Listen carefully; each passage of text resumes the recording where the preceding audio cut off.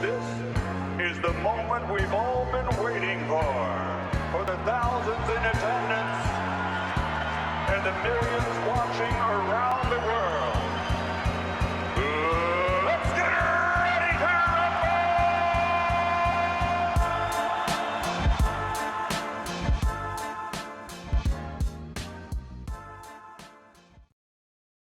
Welcome to In or Out, a rapid-fire game where we discuss a handful of topics and determine where we stand. I'm Tony Pesta, joined by Jackson Flickinger, and the Cleveland Cavaliers advanced out of the first round for the first time since 2018, doing something they have not done without LeBron James since before I was even born.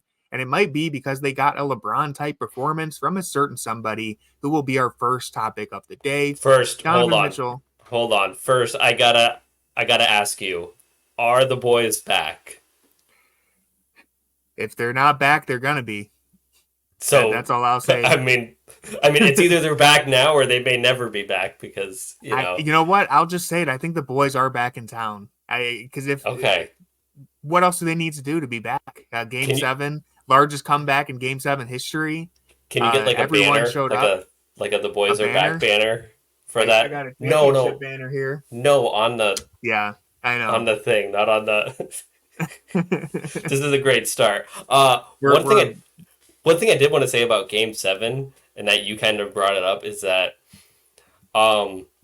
Game 7 is maybe the best basketball game I've ever seen in terms of you can create your own takes.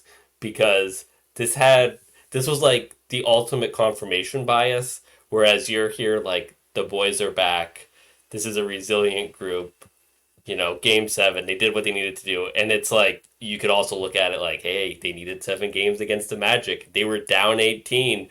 They were pretty dogless in the first half. They needed Donovan Mitchell to just claw them out. Darius Garland had 2 points through 3 quarters. And if you're the optimist, you could say Darius Garland had 10 points in the fourth quarter. He's back. That pep talk. He sure did. That shot in the corner. It was everything you needed to see.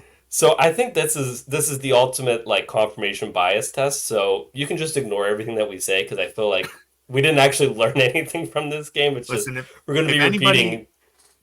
If anybody deserves a victory lap, it's me. Okay, so I'm going to take it, because if they had lost, it would have been for saying that the boys are going to be back. I've been saying this for many, many days now, and here they are. You have been saying that. Listen, if they would have lost, I would have spent the whole summer feeling disappointed in myself. Letting Cavs Twitter would have let me know every single day. So if anyone deserves a little bit of a victory lap, if I can just enjoy this moment right here before we even get to round 2, because it could all be over. It could be over. Every time you're back, the it's so over is right around the corner. So let me just enjoy this moment and have my victory lap. And I want to start with Donovan Mitchell, because he was electric in round 1. He gave us everything that we have been hoping to see since we traded for him.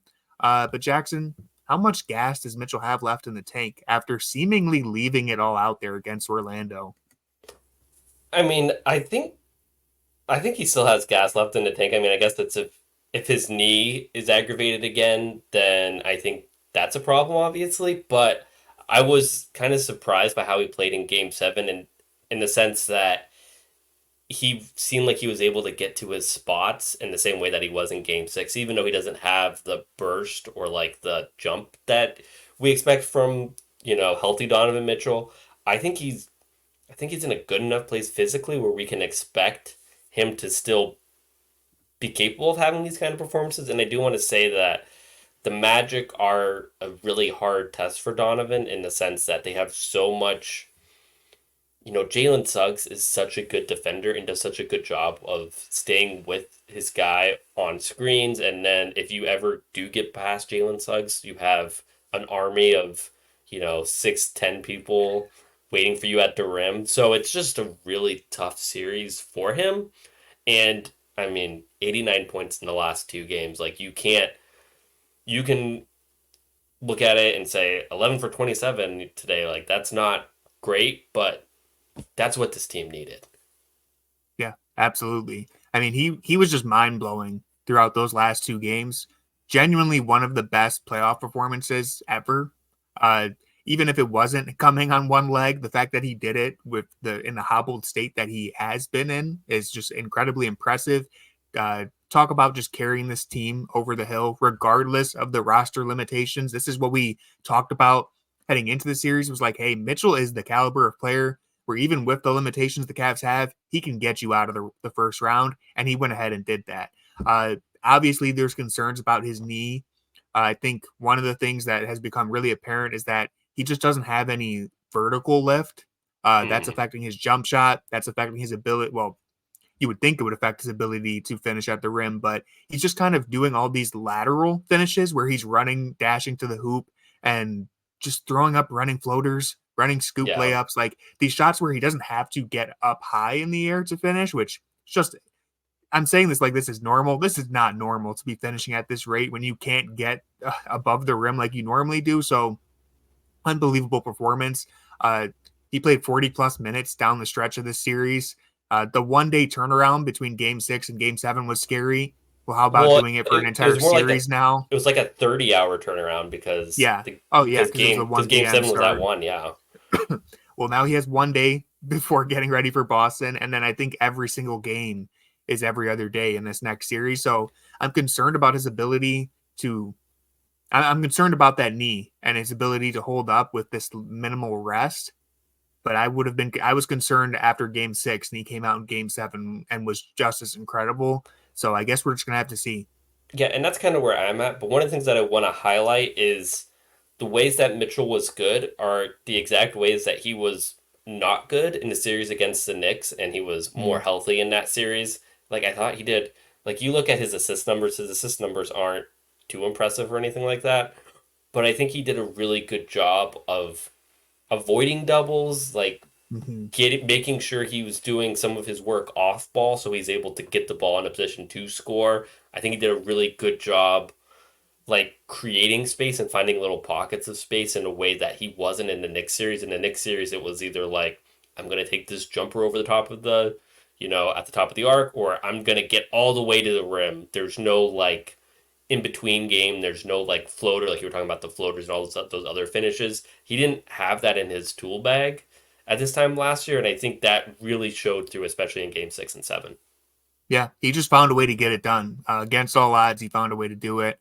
And while Mitchell certainly carried them on the offensive end, I think it's fair to say the Cavaliers would have stood no chance in the series if Evan Mobley does not put on the defensive clinic that he did throughout 7 games. Now, this has been a topic of discussion all series, as people have not only questioned Mobley's offensive development, which is a whole separate conversation, but they've also questioned if he can hold up on the defensive side of the floor. And, well, Jackson, are you in or out on Mobley proving he is a defensive superstar?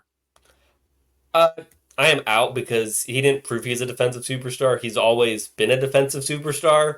So, I mean, you had me in the first half of that. He was a finalist for Defensive Player of the Year. But last year he was. But what he did do is, I think he showed in games 5, 6, and 7 that he can be a defensive center. And that's not something I would say that he showed prior to that, where like it's not like the Magic didn't get a healthy amount of offensive rebounds. They did get 24 second chance points in game 7, which is a lot. But I think there is something there where you can say Mobley can be our starting center, at least in big games, and not expect a huge, like, I think he showed that he can handle himself in those situations in a way that I think there was an open question. And he really did that with 4 guards out there, because there wasn't, like Isaac Okoro and Strus was the starting forwards, which neither one of them is a 4 in the sense of like you can get minutes with Strus at the 4, but you don't want 30 minutes of Strus at the 4. Like, and it doesn't help that Orlando has 4 guys above 6'10". Right, and there was no like power forward support on the bench. Marcus Morris only played 7 minutes in game 7. Like Tristan was all right. Tristan came in and helped, but he didn't play much either. Well, Tristan's not playing with Evan Mobley, Yeah. Like this is what I'm like gotcha, what I mean, like he wasn't getting any like support from anybody else He on was the playing floor. center, and he had no one else playing forward, really. Right. So I think this series really showed that if you gave him a real power forward who was like a modern power forward, he Larry could Nance be a Jr., center. some would say. No, I'm no, no, kidding. I'm we just don't. kidding. I'm We don't need to get kidding. through this. But like, there is a pathway there, and I don't think coming in, like, one of the things that I've said is that he's like a 4.5 in the sense that he's not a 5 on defense, but he's a 5 on offense, and that makes it very hard to kind of make that work out over an 82 game season. I Maybe you don't want Mobley being your starting center for 40 minutes every night or 35 minutes, but you know, he showed that when it really matters, he can be a center on the defensive end of the floor. And I think that's really important because, his development as a four on the offensive end of the floor is still a work in progress. Yeah, no, I mean, I agree. Listen, 21 blocks across 7 games. He had 10 in the final 2. The game-clinching block in Game 5, obviously. We can argue all day about his offense and whether or not you think he's developing fast enough, but the idea that he is not already an upper echelon defender is silly. He's clearly a top 3 defender in the league. You can argue with Yo Mama. You can argue with Wembenyama if you want to, but I think Mobley is in that conversation. And I think people, again, this is a fair conversation to have. If you are so disappointed by his offense that you aren't seeing how good he is defensively, I think you need to kind of wake up and look at that side of the ball because his ceiling is high because of that floor he has set for himself on defense. One Where he thing, is currently, go ahead. one thing I do want to say about his blocks that's so incredible is I think in the past we've seen him. He doesn't like sell out for blocks in the sense that he gets a bunch of fouls called on him, but he does. I think he loses his rebounding position trying to get blocks, and I don't think he did that this series. Like even though I just said the Magic they got 24 second chance points, which is a ton. Um, Wendell Carter Jr. only got 1 offensive rebound. So a lot of those offensive rebounds were coming from guys that were like getting offensive rebounding, which I don't think we expect Mobley to hold off a horde of Wagner, Boncaro, Isaac, so I think like the blocks and being disciplined in how he's getting those blocks and still getting rebounds and always being in the right position, I think it's like a huge improvement and not something that we saw in last playoffs where we were talking about Mobley getting pushed around because he was always stepping up trying to, contest not Suggs, trying to contest, Brunson. trying to contest shots at the rim and stuff like that on drives. So that's where he's really improved. Yeah, I agree with that. He did such a fantastic job of picking when to rotate, being patient, really. And of course, he has always had that ability to block a shot and get the rebound himself, which we saw. I mean, Game 6, there were 2 plays where he blocked it and somehow saved it from going out of bounds. I just don't even understand how either one of those plays was possible. And it's just incredible. He made so if you remember Kendrick Perkins on the day he was drafted did the Bill Russell comp. You remember that? And Yeah. then JB after Game 7 was like Bill Russell referring to the blocks, and I was like, I never thought we'd get a second Bill Russell mention, but let alone from JB Bickerstaff. So thank you, JB, for that. Yeah, thank you for that, honestly. And you know what? He might have been onto something. No, I mean, great ability to keep the ball in play. But if we're giving credit where it's due, Bill Russell's obviously. I mean, I won't go that far. We won't put those expectations on him. But moving on to our next topic here. Listen, it has been months since any signs of life were reported on LeVert Island. All indicators pointed towards no chance of survival for anyone who was still stranded on that hellscape, but miraculously, LeVert Island, looking like District 13, I mean, with some hidden survivors finally coming out to see the sun in Game 7, because I don't know if they win Game 7 without LeVert. But Jackson, are you in or out on LeVert Island possibly being inhabitable? I mean, it's as inhabitable as it's always been. They really lost power Friday night during the second half of the game. Like there was no power; it was just off the grid. Yeah. They said, "Where is it?" They said, "We don't know. We can't find it. It's not on the grid anymore." That's not how power works. But just pretend that is how power works. The metaphor is good enough, right? But I'm just amazed that LeVert didn't play at the end of Game 6. Just with how like the problem with LeVert is I know like people get mad because he does the dumbest things on both sides of the ball, but they don't have anybody else who can dribble, like who can create for themselves off the dribble in like a meaningful way, especially when Darius is playing as bad as he was for long periods of, the fourth quarter Basically, and the the whole first fourth three quarter. quarters, Yeah. like that's where the fourth quarter of game six, Hmm. like that's where you just need to have Karis LeVert on the court because he can provide something in a way that like Max Strus can't. So they needed this Karis LeVert game. They definitely like him in the second quarter. I think some of the baskets that he had there, along with Sam Merrill's second quarter baskets, really just gave the Cavs some hope when it seemed like all hope was lost. So Yeah.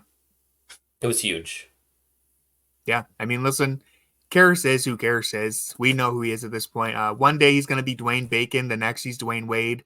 We finally got a good result out of Karras Roulette, as someone on Twitter said. And yeah, I mean, if you want any chance of even competing against Boston, you probably need LeVert to give you something, because for most of round one, he wasn't able to. And if they had lost that round one series, the lack of bench production would have been one of the reasons for it. But clearly, as we know, LeVert is more than capable of being the best player on earth for any given 2 minute stretch.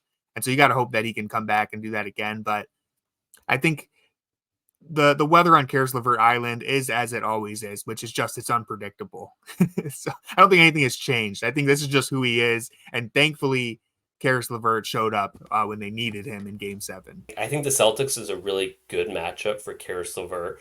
We've seen, like last year, he had that 40-point overtime game where he led the Cavs to victory, and I think obviously you're probably not getting a 40-point Karis LeVert game in Boston again. Never say never. But right.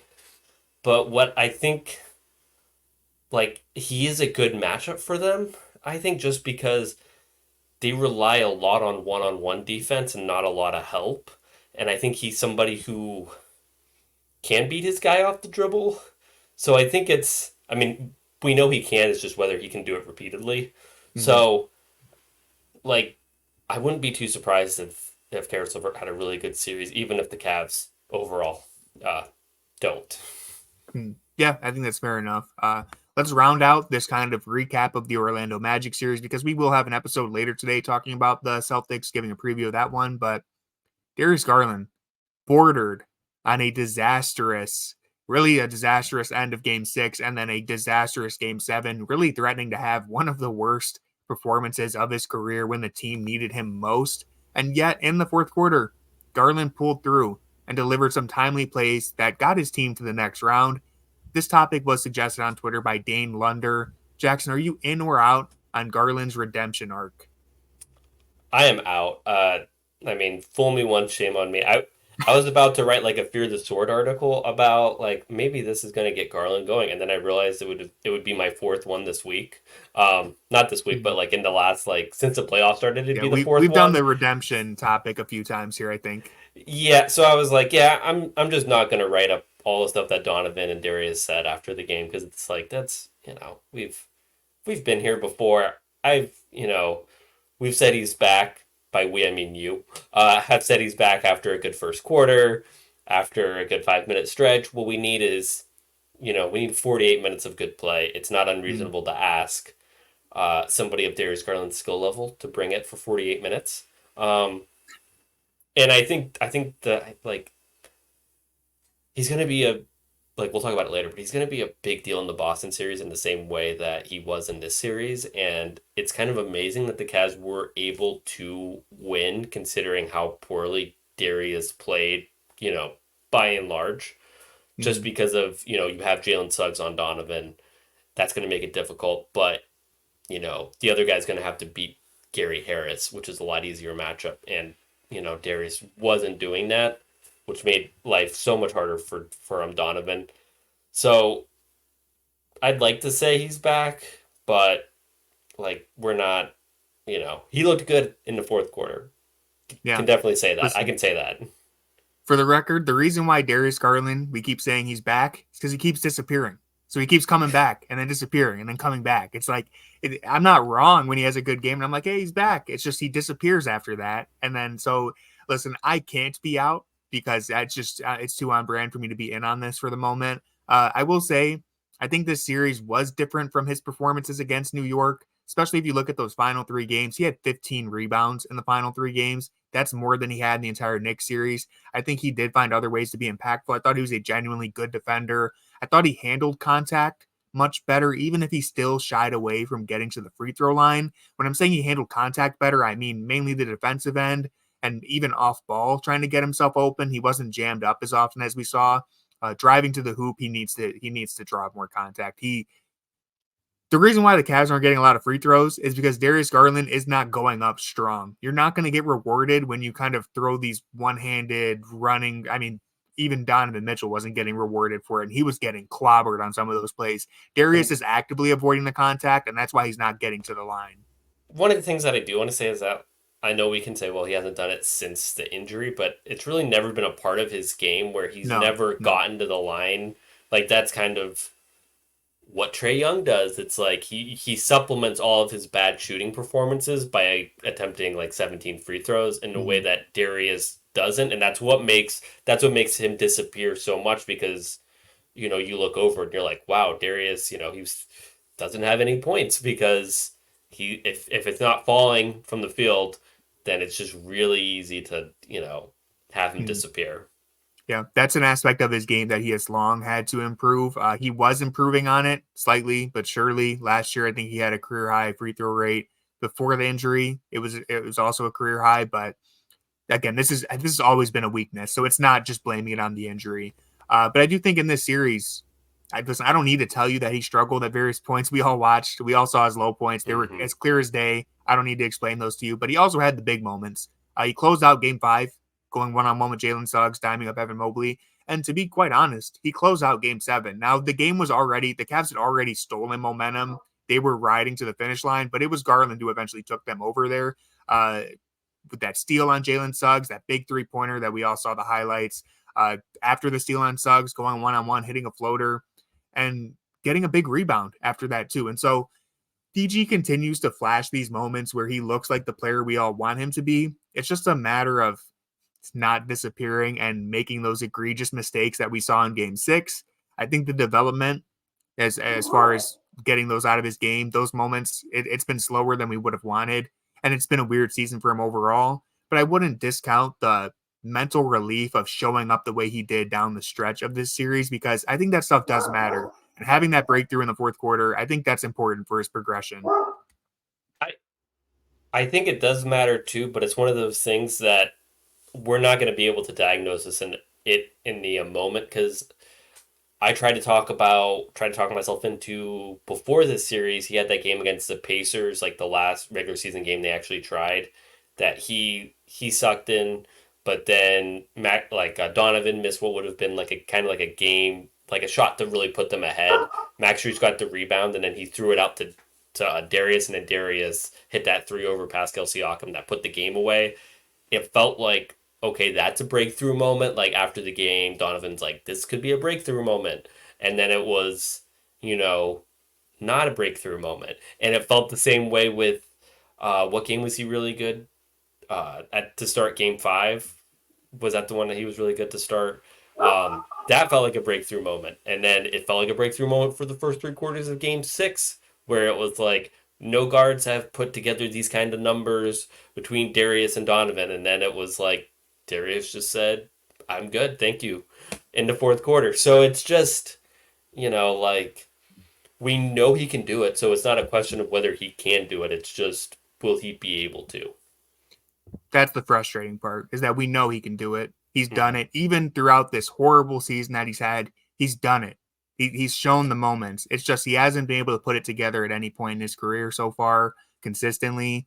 And so it's kind of where we're at. And like, just to differentiate this between like Caris LeVert, who also is really high and really low, is that when Caris LeVert's out there, he's doing the same things. It's just when the shots are falling, you're like, oh, Caris LeVert, he's really good.